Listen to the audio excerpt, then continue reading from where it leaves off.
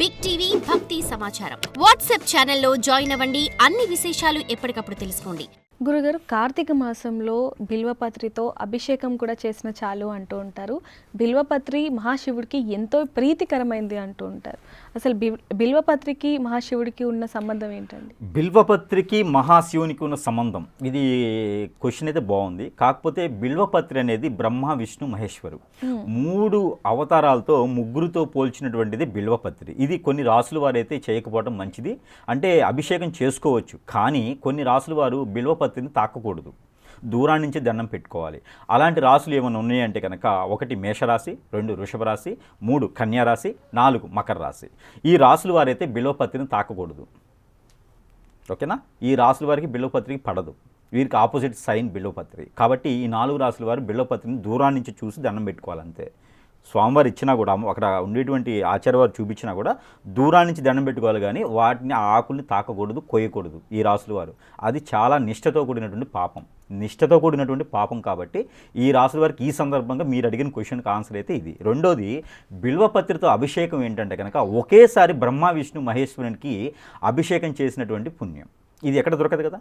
ఇప్పుడు కుమారస్వామికి వినాయకునికి రాజ్యాధికారం ఇవ్వాలని చెప్పేసి శివభగవానుడు పార్వతీదేవి వారు నిర్ణయించేసి రాజ్యం ఇవ్వడానికి వారికి ఒక పరీక్ష పెడతారు. ఏమిటంటే కొన్ని సెకండ్స్లో భూగోళం మొత్తం చుట్టి రావాలి అని. మీకు ఈ కథ తెలిసి ఉంటుంది. చుట్టి రావాలనుకుంటే కనుక కుమారస్వామి ఏం చేస్తాడంటే పరిగెత్తుకుని వెళ్తాడు భూమిని చుట్టి రావాలి అని చెప్పేసి. వినాయక స్వామి వారు ఏం చేస్తాడంటే తల్లిదండ్రులు చుట్టూ తిరిగితే ఈయన తెలివి కలవారు, ఈయన మంచి నైపుణ్యం ఉన్నవారు, ఉన్న దగ్గర నుంచి రాజ్యాన్ని పాలించగలుగుతాడు అని చెప్పేసి వినాయక స్వామి వారికి రాజ్య పదవి ఇవ్వడం అనేది జరుగుతూ ఉంది. అవునా? అలానే మనం ఉన్న దగ్గర నుంచే ముగ్గురు దేవతలని కొలుచుకోవాలి. కాబట్టి శివుడు ఉన్న దగ్గర విష్ణువు ఉన్నాడు, విష్ణువు ఉన్న దగ్గర శివుడు ఉన్నాడు. అసలు బ్రహ్మదేవుడికి ఆలయాలు కొన్ని ఉన్నాయి. కాబట్టి ఇలాంటి శాపాలు పాపాలు ఉన్నాయి. కాబట్టి అవన్నీ కూడా ఒకే దగ్గర తీర్చుకునేందుకు బిల్వపత్రితో అభిషేకం చేసే విధానం ఉంటుంది. మరొకటి, కార్తీక మాసంలో ఎందుకు చేయాలి అనేది ఏం లేదు. ఏ మాసంలోనైనా ఏ సమయంలో చేయొచ్చు.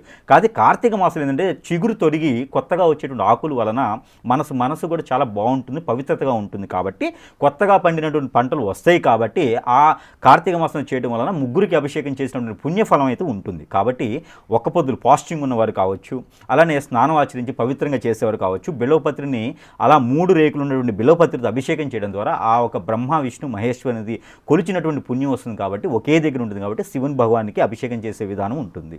గురుగారు, కార్తీక మాసంలో అనేక మంది అనేక వ్రతాలను చేస్తూ ఉంటారు, నోములను కూడా నోస్తూ ఉంటారు. అసలు ఏ నోములు నోయాలి అంటారు? కార్తీక మాసంలో ఎలాంటి నోము నోచుకున్నా కూడా పుణ్యఫలమే ఉంటుంది. మనం చేసినటువంటి కర్మలో పాపాలో క్రియలో ఉంటాయి. అవి మనకి కొన్ని పితృల నుంచి వస్తాయి. కర్మలు అనేది ఏదైనా అమ్మవారిని పూజించినప్పుడు కానీ స్వామివారిని పూజించినప్పుడు కానీ కింద తరాలకు చెప్పరు. అలాంటి ఇంట్లో ఏదైనా పుట్టలు ఉన్నా కూడా తోమేసి పడేస్తూ ఉంటారు. అలాంటి కొన్ని చెట్లు మనకి తెలియకుండానే నరికేస్తూ ఉంటారు. ఇలాంటి పాపాలు చాలా అంటే మనకు తెలియకుండా అవి మన మీద పడేసి ఆర్థికంగా ఇబ్బంది పడుతుంటాయి, ఆనందింపజేయవు, కుటుంబంలో విడదీస్తూ ఉంటాయి. ఇవన్నీ చిన్న చిన్న క్రియలే. చెట్టే కదా, దానికి ఏం చేస్తుంది, అడ్డం వచ్చింది నరికేస్తామని చెప్తారు. కానీ దానివల్ల ఇబ్బందులు చాలా ఉంటాయి. ఎందుకంటే మన ప్రకృతిని కాపాడటం కాదు, మనల్ని కాపాడేటువంటి ఆ కన్న తల్లితో సమానమైనటువంటిది చెట్టు. కాబట్టి ఆ చెట్టును నరికేటువంటి వాళ్ళకి పాపాలు తగులుతూ ఉంటాయి. అవన్నీ మనకు తెలియదు. వాళ్ళకి ఆస్తమా ప్రాబ్లం రావచ్చు, సైనస్ ప్రాబ్లం రావచ్చు, బ్లడ్ సర్క్యులేషన్ ఆగిపోవచ్చు. కొన్ని చెట్లకి కొన్ని రకాల సమస్యలు ఉంటాయి.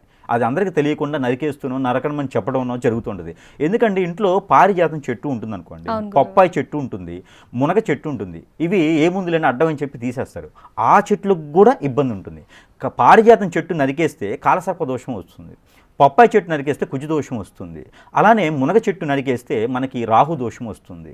వాటి ద్వారా సమస్యలు అర్థమవుతుంది కదా, పెళ్ళిళ్ళు అవ్వు, ఆర్థికంగా ఇబ్బందులు వస్తాయి. చెట్టే కదా నరికేది, కానీ సమస్యలు ఇలా వస్తాయి అనమాట. అది వారి కుటుంబం అలా కొనసాగిపోతుంది. కాబట్టి అలాంటి దోషాలన్నీ కూడా పటాపంచలు చేసుకోవాలి మనం. కాబట్టి ఈ కార్తీక మాసంలో సత్యనారాయణ స్వామి వ్రతం నోచుకుంటే చాలా మంచిది. అలానే శ్రీ వెంకటేశ్వర స్వామి వారి కళ్యాణం చేసుకున్న, కథ చెప్పుకున్న, శ్రీ వెంకటేశ్వర స్వామి నోము నోచుకున్న, గాయత్రి మంత్రం చేసిన, హనుమాన్ పూజ చేసిన, హనుమాన్ చాలీస పఠించిన, అలానే గాయత్రి మంత్రం ఉపాసన చేసిన, వినిన, తులసిమాతకి పూజ చేసిన, గౌరీ అమ్మవారి కళ్యాణం చేసినా కూడా, గోదాదేవి కళ్యాణం చేసినా కూడా చాలా మంచిది. గౌరీమాతతో పూజించుకున్న వారు చాలా మంచి జరుగుతుంది.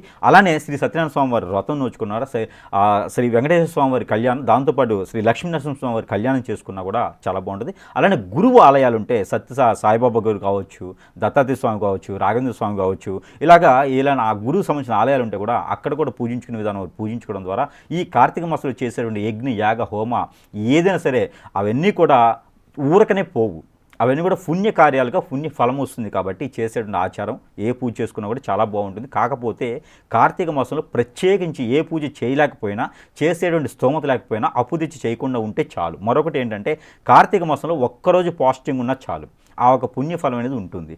రెండోది ఏంటంటే కనుక కార్తీక మాసంలో చేసేటువంటి దానాలు చాలా ప్రాసిద్ధి. మనం దసరా అప్పుడో సంక్రాంతి అప్పుడు దానాలు చేస్తూ ఉంటాం, అప్పుడు కాదు. కార్తీక మాసంలో ఏ చిన్నపాటి దానం చేస్తే కూడా అది మనకి పుణ్యఫలం ఉంటుంది. ఎవరికైనా సరే రగ్గులు కానీ దుప్పట్లు కానీ దానం చేస్తే, గొంగడీలు అంటారు, అలాంటివి ఎవరికైనా ఒక 3-4 దానం చేస్తే మనకి ఆర్థిక సంబంధించిన విషయాలన్నీ కూడా దూరం అయిపోతాయి.